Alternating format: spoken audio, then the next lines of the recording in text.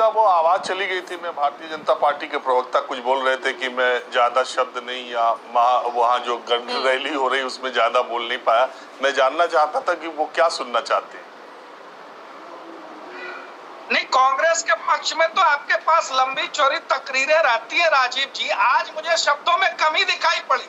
आपने एक शब्द को बार बार दोहराया और कम समय में अपने वक्तव्य को खत्म किया।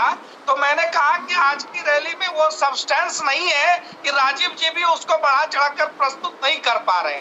इससे ज्यादा कुछ मेरी टिप्पणी नहीं थी।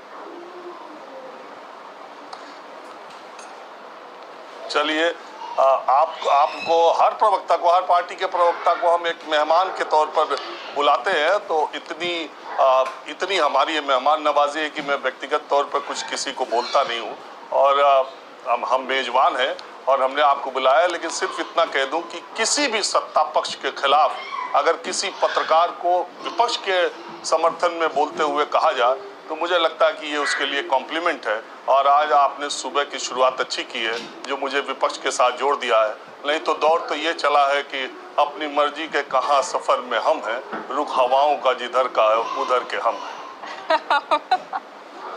बहुत अच्छा जवाब दिया है जयराम जी। अब शायद आगे से आप उनके अगर वो कम किसी दिन बोले तो उसमें सवाल तो आप नहीं उठाएंगे। नहीं, मेरा फिर आप सवाल नहीं समझे। मैंने कहा कि आज उस रैली में वो सब्सटेंस नहीं है, रैली के अंदर वो बातें ही नहीं है जिसको कि ये बढ़ा चढ़ाकर कोई प्रस्तुत कर सके।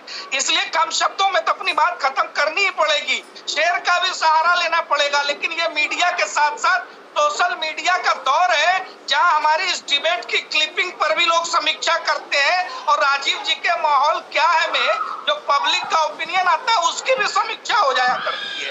लोग देखते और पूछते भी हैं। अभी मैं एक क्लिप भी देख रहा था, लोग अपने अपने उस पे सवाल पूछते हैं। मेरी भी समीक्षा होती है, पत्रकार की भी होती है, पार्टियों लेकिन जनता जयराम जी ये भी जानती है कितने निष्पक्ष तरीके से राजीव रंजन सत्ता पक्ष हो या विपक्ष को सभी की बातें जनता के पूजा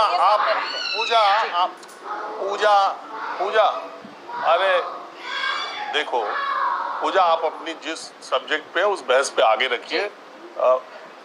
प्रवक्ता की ये कोशिश होती है कि आप उसके इर्द गिर्द ही घूमते रहे। आप अपनी सब्जेक्ट पे आगे बढ़िए।